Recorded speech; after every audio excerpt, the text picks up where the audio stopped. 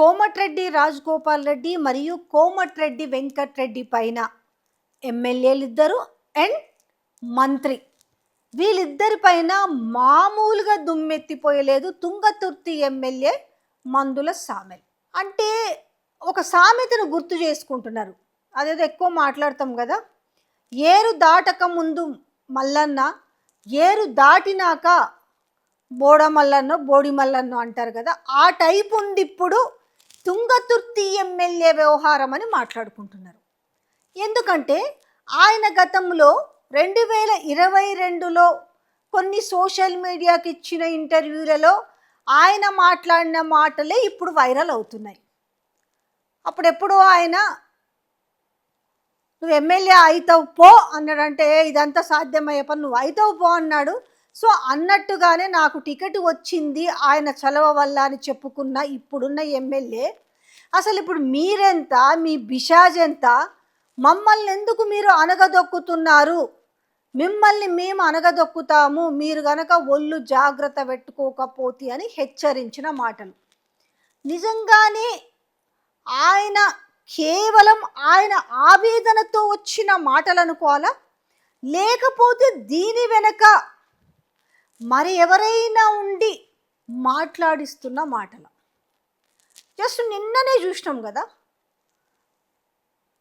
Irrigation మినిస్టర్కు సంబంధించి జరుగుతున్న ఆయన శాఖలో జరుగుతున్న వాటిని, అంటే విజిలెన్స్కి సంబంధించిన విషయం కూడా ఆయనకు పేపర్లో చూసుకునే వరకు తెలియదన్న వార్తను మనం చూసినాం.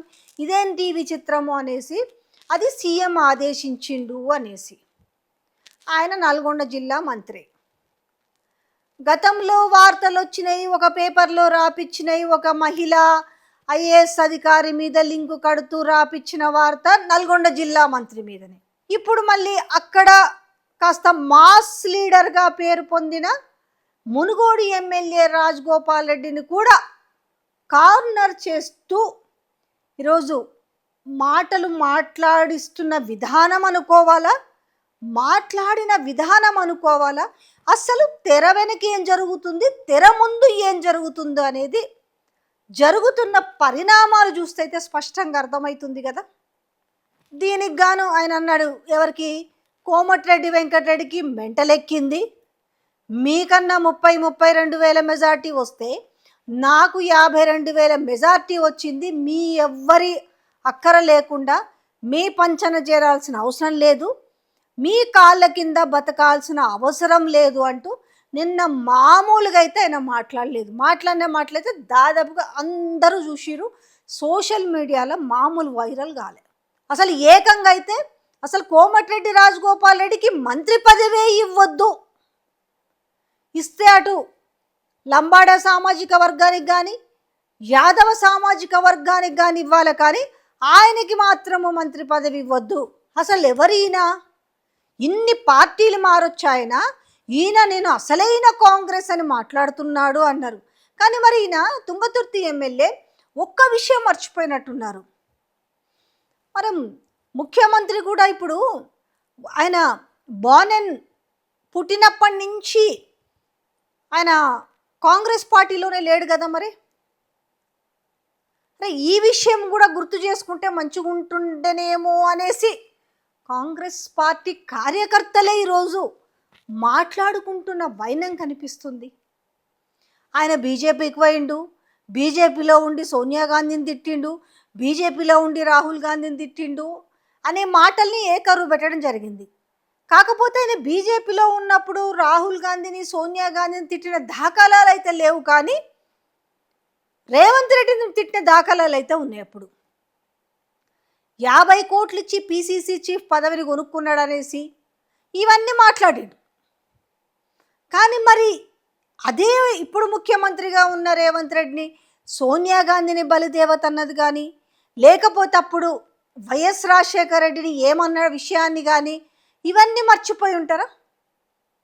ఇదంతా నేనేదో ప్రత్యేకంగా చెప్పాల్సిన అవసరం లేదు. ఇప్పుడు మాట్లాడుకుంటున్నారు, వాళ్ళ పార్టీలో ఉన్న వాళ్ళే ఏకరువు పెట్టి. ఇది కూడా నిన్న మాట్లాడిండు కదా ప్రెస్ మీడియా ముందు, ఇది కూడా మాట్లాడుంటే బాగుండేదేమో అనేసి. ఇంకొకటి, అసలు ప్రోటోకాల్ పాటించడం లేదు. నా నియోజకవర్గంలో అంటే ఆ పక్కనున్న నకరకలు కావచ్చు, ఈ తుంగతుర్తి కావచ్చు, మా నియోజకవర్గంలో ఈల పెత్తనం ఏంది, మేము సహించేదే లేదు, ఈ విషయం పైన మేము హైకమాండ్కి కంప్లైంట్ చేస్తాము అనేసి ఆయన మాట్లాడిన సారాంశం. సో దీనిపైన అయితే మంత్రి కోమటిరెడ్డి వెంకటరెడ్డి స్పందించినట్టయితే ఇప్పటివరకు అయితే వార్త రాలే, కానీ ఎమ్మెల్యే కోమటిరెడ్డి రాజగోపాల్ రెడ్డి మాత్రం స్పందించిండ్రు. ఎంతోమంది టికెట్ ఇప్పించాల్సి ఉన్నా కూడా నేను వాళ్ళందరినీ పక్కన పెట్టి నా ఇంటికి 100 సార్లు తిరిగితే, అండర్లైన్, నా ఇంటికి 100 సార్లు తిరిగితే టికెట్ ఇప్పించుకొని గెలిపించుకున్నా. ఇప్పుడు నేను ఆయారాంలను గాయారంలను పట్టించుకునే అవసరం లేదు అని మాట్లాడింది. ఇక దీనికి సంబంధించి మాట్లాడుతూ జగ్గారెడ్డి మాట్లాడుతూనేమో ఇదంతా కామనే, ఇప్పుడు అప్పుడు విమర్శించుకున్న తర్వాత అందరూ ఒకటే అనేసి సీనియర్ లీడర్ జగ్గారెడ్డి చెప్పుకుంటూ వచ్చారు. ఏది ఏమైనా కాంగ్రెస్ పార్టీలో ఏ రకమైన లుకలుకలు ఉన్నాయి, అసలు ఎవరికి మధ్యన సఖ్యత లేదు, పొంతన లేదు. అసలు నల్గొండ జిల్లా పైన పూర్తిగా ముఖ్యమంత్రి రేవంత్ రెడ్డి టార్గెట్ చేసి కాన్సన్ట్రేట్ చేసినట్టు అనిపిస్తుంది. అంటే ఇది ఇంకా కూడా నల్గొండ జిల్లా అంటే కోమటిరెడ్డి బ్రదర్సు అండ్ ఉత్తమ్ కుమార్ రెడ్డి ఇలాకా అంటారు, అది కాదు అనేసి దాన్ని టోటల్గా వాళ్ళ పేరుని విచ్ఛిన్నం చేయాలనే ఉద్దేశంతో జరుగుతున్న ఒక కుట్ర అనేసి ఇప్పుడు తెరపైకి వస్తున్న వార్తలు. మరి ఇది ఇంతటితో సమసిపోతుందా? లేదు అనంటే, ఎందుకంటే గతంలో కోమటిరెడ్డి రాజగోపాల్ రెడ్డి గురించి లేదంటే వెంకటరెడ్డి గురించో ఆయన అద్దంకి దయాకర్ ఏం మాట్లాడిండో కూడా చూసినాం.